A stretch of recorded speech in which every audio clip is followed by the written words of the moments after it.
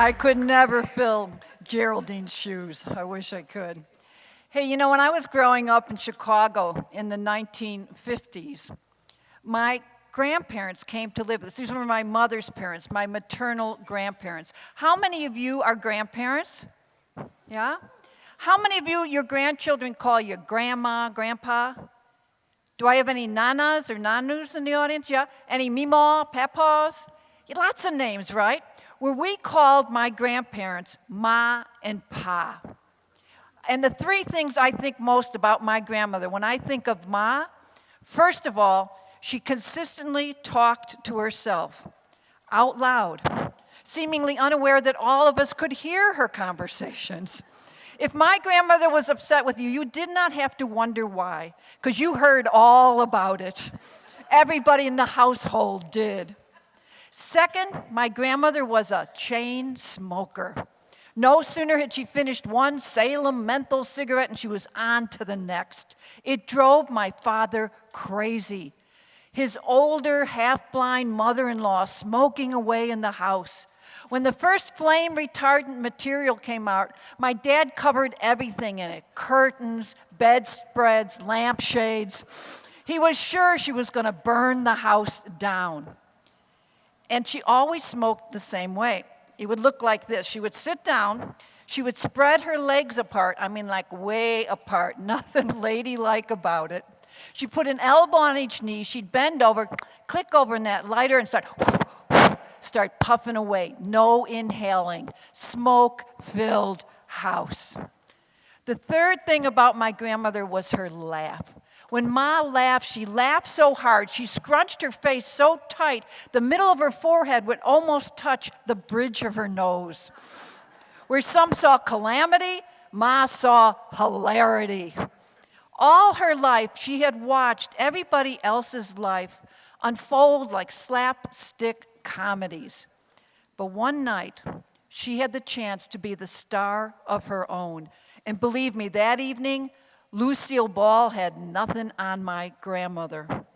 I was 15 years old, and I was in my house talking on the phone with my next-door neighbor girlfriend, Karen. Now, we could have just walked to each other's house, and we'd only seen each other a few hours before, but I must have had some breaking news because I had to call Karen. And back then, we had one phone for the whole household. You remember that? And ours was on the kitchen wall, and Ma was sitting across the kitchen table from me. And as I was chatting with Karen, I looked at Ma and realized, she didn't look too well groomed. Now, it was my job to keep my grandmother looking neat, especially to keep her hair trimmed. But I didn't always get around to my chores.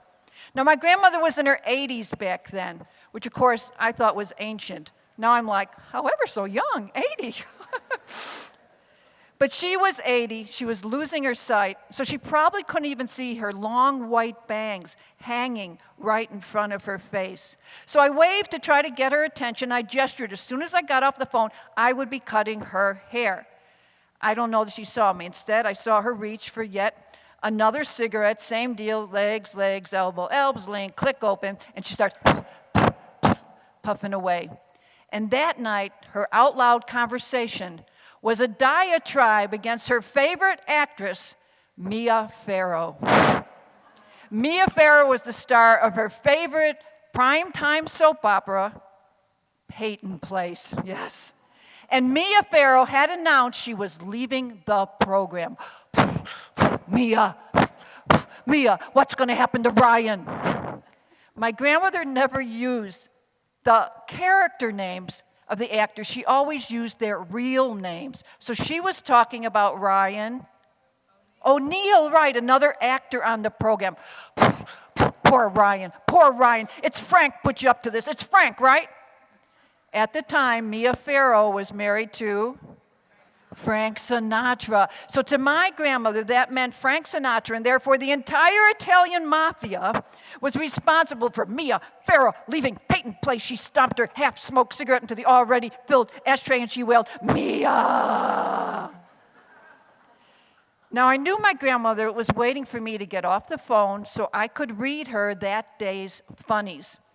Every day I'd go get the Chicago Tribune. I would open up to the cartoons, and because she couldn't see or read anymore, I would describe the picture, and then I would read the punchline, and she'd say, "Oh, that's a good one. Isn't that the funniest thing?"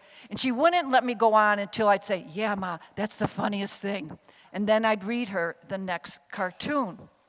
Well, I knew that I should get off the phone. I had to cut her hair, I had dishes to do, homework, and I was just about to hang up the phone when I watched her take another cigarette. Same deal, legs, legs, elbow, elbow, lean forward, hair falls in face, click open the lighter. But instead of lighting the cigarette, she lit her hair.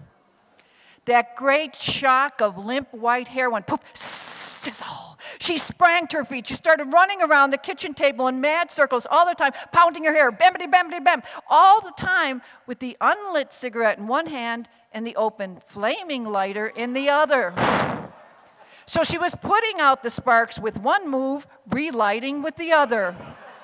Put out, relight, put out, relight. I was in shock. It didn't seem like the embers were anywhere near her actual scalp, but I couldn't tell because she was pound, pound, pound, pound in her head. And then she raced past me. She raced past the kitchen curtains, and they caught on fire. The first flame retardant material, right? I thought that meant nothing would happen. But when the flame hit those curtains, a brown line snaked its way across the edges of the curtains and melted them into huge plastic clumps that eventually extinguished the flame. I dropped the phone. I chased after her. And now out of the dangling phone, we could hear next door Karen's voice going, "Sue, what's wrong? Sue, what's wrong? Should I call the police? What should I do? And my grandmother's yelling, "Fire, fire!" I ran to the sink. I needed something to put water in. There was something. There was a pot soaking in sudsy water, a pot I should have washed after dinner, a pot I had used to heat up a little leftover spaghetti sauce. Yes, spaghetti sauce. But what was I going to do? I didn't have time to clean it and wash it then, right? So I filled it up with more water. I timed it for her next round.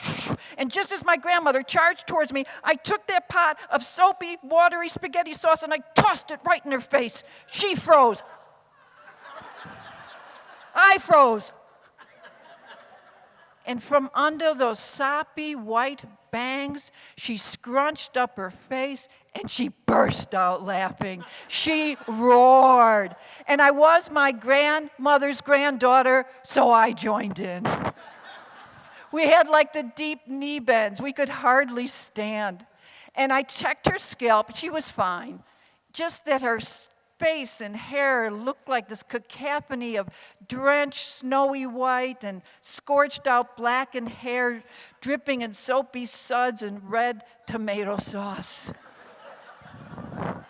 She looked like a watered down version of Olive Garden's chicken carbonara. And I tried to show her what she looked like running around, bamity bam, hitting her head. She couldn't really see me, but she could imagine. She laughed and laughed at herself. She was always so great at laughing at herself. And then I heard knock, knock, knock, knock. And I looked up, and there was Karen with her mother at the back door. Only I couldn't get to the back door because by then Ma and I had been laughing so much, we slid down to the floor, sitting amidst the suds and sauce, laughing our heads off. Eventually, I sloshed my way over to the back door. Still laughing, I opened it up and said, Mrs. Shusha, we're all right, we're all right. Ma just set her hair on fire, that's all. Mrs. Shusha looked perplexed. I turned back to look at Ma, and I saw the melted curtains. I said, "Hey, Ma, you melted the curtains." She looked up confused. The curtains! That sent her into another round of laughter. Mrs. Shusha mumbled, I'm glad everybody's okay. She knew my grandmother. I think she was glad to get out of there. And Karen and I talked. And we kept the beat. There we go. We talked to the beat for a bit, made plans to get together after school. Well, eventually, Ma and I calmed down. I got the kitchen mopped up. I got Ma cleaned up. I even cut her hair a little shorter than usual, especially in the front, kind of a military buzz cut. And when I finished cutting her hair, she took my arm, she shook it, and she said, "Wasn't that the funniest thing?" And she wouldn't let me go till I said, yeah, Ma, that was the funniest thing I ever saw. Well, we decided to forego the funnies that night. We had reached our laugh quotient for the day. Ma went up to bed, and as she did, I heard my dad come in the front door, and I decided I should intercept him before he saw and smelled the melted curtains. And I went to him, I said, Dad, well, your worst nightmare has come true, but don't worry, Ma did not burn the house down. She just set herself on fire, that's all. His mouth fell open. But trust me, Dad, when I tell you, it was the funniest thing you ever saw.